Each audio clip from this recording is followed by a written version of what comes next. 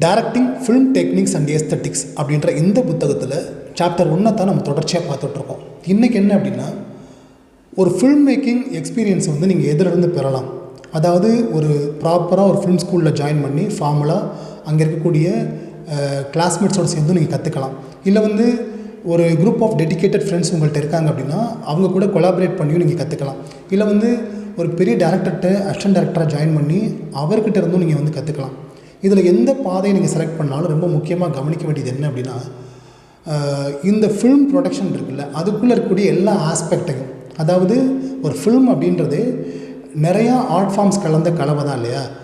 So அந்த art forms எல்லாத்த பற்றின ஒரு பேசிக் அண்டர்ஸ்டாண்டிங், அது எல்லாத்தையும் எக்ஸ்ப்ளோர் பண்ணுறது தான் உங்களை இன்னும் பெட்டரான ஃபில்ம் மேக்கராக, ஒரு மோர் ஸ்கில்டு பர்சனாக, ஃபில்ம் மேக்கிங் பற்றின முழு அண்டர்ஸ்டாண்டிங் உள்ள ஒரு பர்சனாக வந்து அது மாற்றும் அப்படின்னு சொல்கிறாரு. ஏன்னா இன்றைக்கி பார்த்திங்க அப்படின்னா, ஒரு டிஜிட்டலி ஒரு ஹை குவாலிட்டி ஃபில்ம் மேக்கிங் எடுக்கிறதுக்கான டூல்ஸ் வந்து அவ்வளோ அஃபோர்டபுளாக இருக்குது. ஒரு மொபைல் ஃபோனில் கூட உங்களால் வந்து ஒரு ஹை குவாலிட்டி ஃபில்ம் மேக்கிங் வந்து உங்களால் எடுத்துட முடியும்.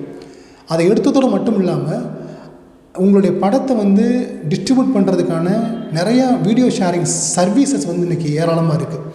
யூடியூப்பில் தொடங்கி நிறையா ஃபிலிம் ஃபெஸ்டிவல் நடக்குது, நிறையா வந்து ஷார்ட் ஃபிலிம் காம்படிஷன் நடக்குது. ஸோ இது எல்லாத்துக்கும் உங்களுடைய படத்தை வந்து அனுப்பி வைக்க முடியும். ஒரு படம் வந்து எடுக்கப்படுறதுக்கான மிக முக்கியமான காரணம் வந்து அது வந்து எண்ட் ஆஃப் த டே மக்கள்கிட்ட போய் சேரணும் அப்படின்றது தான். ஸோ உங்களுடைய படத்தை உங்களுடைய ஆடியன்ஸை கொண்டு போய் சேர்க்கறதுக்கான ஏராளமான கதவுகளை வந்து இன்றைக்கி வந்து இன்டர்நெட் உலகம் வந்து திறந்து வச்சுருக்கு. ஸோ வந்து ஒரு படத்தை இன்றைக்கி காலகட்டத்தில் இன்றைக்கி இருக்க டூல்ஸை வச்சு எடுக்கிறது ரொம்ப ரொம்ப ஈஸி. ஸோ ஃபில்ம் மேக்கிங் அப்படின்றதே ரொம்ப ரொம்ப ஈஸியான காலகட்டத்தில் இருக்கும். அப்படின்னா இந்த ஃபில்ம் மேக்கிங்குள்ளே என்ன கஷ்டம் அப்படின்ற கேள்வியை வந்து இந்த ஆத்தர் கேட்குறாரு. என்ன கஷ்டம் அப்படின்னா, ஒரு மீனிங்ஃபுல்லான கதையை, ஒரு மீனிங்ஃபுல்லான படத்தை எடுக்கிறது ரொம்ப ரொம்ப கஷ்டம் அப்படின்னு சொல்கிறாரு. ஏன்னா நம்ம ஏற்கனவே சொன்ன மாதிரி இந்த ஃபில்ம்குள்ளே இருக்கக்கூடிய ஒரு ஃபில்ம் மேக்கிங்குள்ளே என்ன இருக்குது அப்படின்னா, நிறையா ஆர்ட் ஃபார்ம்ஸ் கலந்த கலவை தான் ஃபில்ம் இல்லையா. ஸோ இந்த ஆர்ட் ஃபார்ம்ஸ் எல்லாத்தையும், அதாவது ஒரு ஸ்டோரி டெல்லிங்காக இருக்கட்டும், மியூசிக்கு, விஷுவல்ஸு, ஆக்டிங்கு, ஆர்ட்டு, இது எல்லாமே இன்னும் எக்கச்சக்கமாக, இது எல்லாத்த பற்றின ஒரு பேசிக் அண்டர்ஸ்டாண்டிங், அதாவது ஒரு டைரக்டராக நீங்கள் கேமரா ஸ்கில்ஸை தாண்டி ஒரு ஃபில்முக்குள்ளே இந்த ஆர்ட் ஃபார்ம் எல்லாம் எப்படி வேலை செய்யுது அப்படின்றத நீங்கள் வந்து பெட்டராக நீங்கள் வந்து புரிஞ்சுக்கணும், தெரிஞ்சுக்கணும் அப்படின்னு சொல்கிறாரு. ஏன்னா ஒரு லிட்ரேச்சரோ, தியேட்டரோ, மியூசிக்கோ, ஒரு ட்ராமாவோ, டான்ஸோ, ஆர்கிடெக்சரோ, இது எல்லாத்துக்கும் பின்னாடி என்ன விதமான மீனிங்கை, எஃபெக்டை வந்து இது கொடுக்குது அப்படின்றத நீங்கள் தெரிஞ்சுக்கணும். மெயினாக ஒரு ஃபில்ம்குள்ளே இதெல்லாம் பயன்படுத்தப்படும் பொழுது, அதுவும் சரியாக பயன்படுத்தப்படும் பொழுது, அது வந்து அதை பார்க்கக்கூடிய ஆடியன்ஸுடைய மனசுக்குள்ளே என்ன விதமான எஃபெக்டை, என்ன விதமான ஒரு உணர்வு நிலையை இது ஏற்படுத்துது, தாக்கத்தை ஏற்படுத்துது அப்படின்றத படிங்க.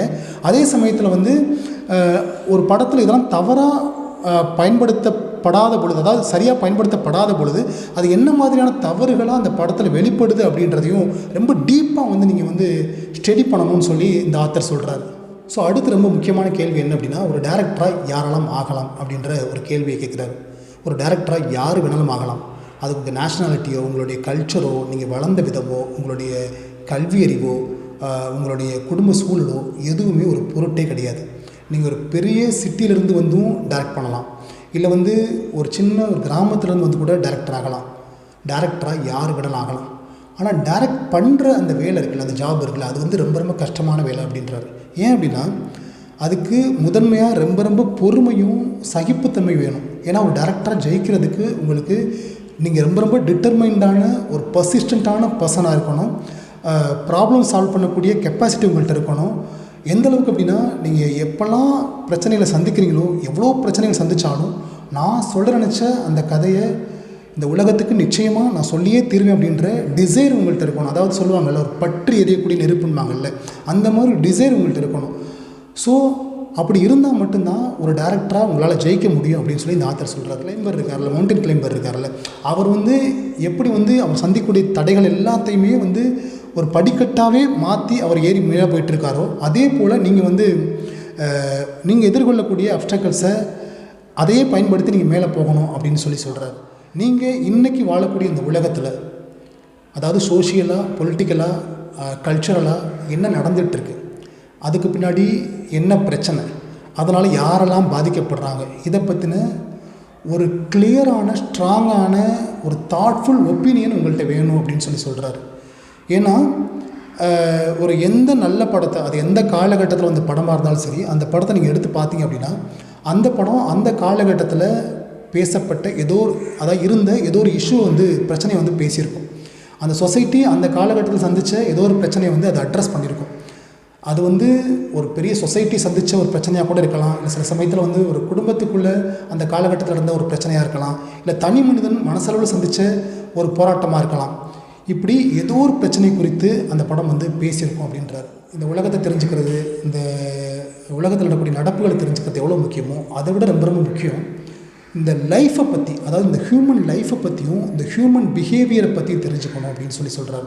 ஏன்னா நீங்கள் எண்ட் ஆஃப் த டே இந்த உலகத்துக்குள்ளே நடக்கக்கூடிய ஒரு கதை தான் சொல்ல போகிறீங்க, இந்த மனுஷங்களுடைய கதை தான் நீங்கள் சொல்ல போகிறீங்க. அப்படின்றப்ப அதை பற்றி எவ்வளோ கிளியர் கட்டாக இருக்கிறீங்களோ அப்போ தான் உங்களால் ஒரு லைவான உலகத்தை, ஒரு சோல்ஃபுல்லான கேரக்டரை உருவாக்கி அதை பார்க்கக்கூடிய ஆடியன்ஸ் மனசளவில் நம்ம ஒரு நிஜமான ஒரு உலகத்துக்குள்ளே தான் இருக்கும் அப்படின்ற ஃபீலை உங்களால் ஏற்படுத்த முடியும் அப்படின்னு சொல்கிறாரு. தாண்டி நீங்கள் சொல்லக்கூடிய கதை, அந்த கதை ஆடியன்ஸை ஏதோ ஒரு வகையில் திங்க் பண்ண வைக்கணும்.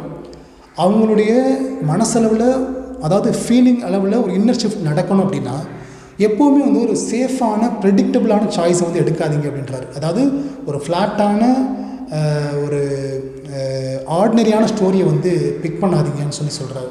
ஏன்னா உங்களுடைய ஆடியன்ஸை சர்ப்ரைஸை நோக்கி நகர்த்துங்க, அவங்கள என்கேஜ் பண்ணுங்கள், நிறையா கேள்வி கேளுங்க, அவங்கள அந்த கேள்விகளுக்கான பதிலை உங்களோட சேர்ந்து அவங்கள தேட வைங்க. ஒரு நல்ல படம், நீங்கள் கிரேட் ஃபிலிம்னு நம்ம எடுத்துக்கிட்ட எந்த படம் எடுத்தாலும் சரி, அந்த படம் ஆடியன்ஸுடைய இமேஜினேஷனை எக்ஸ்பேண்ட் பண்ணும். ஸோ அது மட்டும் இல்லாமல் அவங்கள டீப்பாக திங்க் பண்ண வைக்கும், அவங்கள ஏதோ ஒரு விஷயத்தை குறித்து டீப்பாக அவங்கள டிசைட் பண்ண வைக்கும். ஒரு நல்ல படம் எதுவாக இருந்தாலும் சரி, அது ஒரு கண்டிப்பாக ஒரு ஆக்டிவ் ஒன்ஸாக இருக்குமே தவிர ஒரு பேசிவ் ஒன்ஸாக கண்டிப்பாக இருக்காதுன்றார். ஏதோ ஒரு படம் பார்த்துட்டு ஏதோ ஓடிட்டுருக்கு, அதுக்கு எனக்கு சம்மந்தம் இல்லை அப்படின்ற மாதிரி இல்லாமல் ஏதோ ஒரு வகையில் இந்த உடல் பொருள் ஆவின்னு சொல்லுவாங்கள்ல, என் உடம்பளவுலேயும் மனசளவுலேயும் உணர்வு ரீதியாகவும் நான் அந்த படத்தோடு கனெக்ட் பண்ணியிருக்கேன், அந்த படம் நடக்கக்கூடிய உலகத்துக்குள்ள தான் நான் இருக்கேன். ஸோ அப்போ தான் அந்த ஹீரோவுக்கு ஏதோ பிரச்சனை அந்த கதாபாத்திரத்துக்கு ஏற்படும் போது நான் கண்ணீர் சிந்துவேன், அவன் ஜெயிக்கணும்னு நான் நினப்பேன். ஸோ அந்த படத்தோட ஒன்றி நான் படம் பார்ப்பேன். ஸோ அடுத்து இந்த ஆத்தர் ரொம்ப முக்கியமான விஷயத்தை பற்றி பேசுகிறாரு. அது என்ன அப்படின்னா டேலண்ட் அப்படின்ற வார்த்தையை பற்றி. நான் பாரு செம்ம டேலண்ட் வச்சான், நீ பார்ட்னர் செம்மையாக படம் பண்ண போகிறான், இதுவா எத்து வெட்டு சீலை போடுது, டேலண்ட்லாம் இல்லை மச்சான் அப்படின்னு சொல்கிறாங்கல்ல. அதாவது உங்களை யாராவது டேலண்ட் அப்படின்னாலோ இல்லை நீங்கள் டேலண்ட் இல்லைன்னு சொன்னாலோ அந்த வார்த்தைகளை இக்னோர் பண்ணுங்க அப்படின்றாரு இந்த ஆத்தர். ஏன் அப்படின்னா இவங்க கொடுக்குற இந்த லேபிள் இருக்குல்ல, இது உங்களுடைய ஃப்யூச்சரை டிசைட் பண்ணவே பண்ணாது அப்படின்றாரு. ஏன்னா சக்ஸஸ் ஒரு சிம்பிள் ஃபார்முலாவை ஃபாலோ பண்ணி வர்றது கிடையாது. நீங்கள் நல்லா கவனிச்சிங்க அப்படின்னா ஃபில்ம் மேக்கிங்கில் யாரெல்லாம் ஜெயிப்பான் அப்படின்னு சொல்லி கெஸ் பண்ணுறது இருக்குல்ல, அது ரொம்ப ரொம்ப இம்பாசிபிள். இவங்க தான் ஜெயிப்பாங்க, இவங்களாம் தோற்று போயிடுவாங்க அப்படின்னு நம்ம சொல்லவே முடியாது. நீங்கள் அதனால் நல்லா கவனிச்சிங்க அப்படின்னா நிறையா ஃபேமஸ் ஃபிலிம் ஸ்கூல்ஸே யாரெல்லாம் அவங்க ரிஜெக்ட் பண்ணாங்களோ, அவங்க ரெக்ரூட் பண்ணலையோ, அந்த நபர்கள் தான் பின்னாடி அதில் பெரும்பான்மை நபர்கள் பெரிய பெரிய கிரேட் ஃபில்ம் மேக்கர்ஸாக மாறியிருக்காங்க. ஸோ ஒரு டெஸ்ட்டோ ஒரு ரிஜெக்ஷனோ உங்களுடைய எபிலிட்டியை ஜட்ஜ் பண்ணுறதுக்கான ஃபைனல் ஜட்ஜ்மெண்ட் கிடையாது அப்படின்றத நீங்கள் புரிஞ்சுக்கணும்.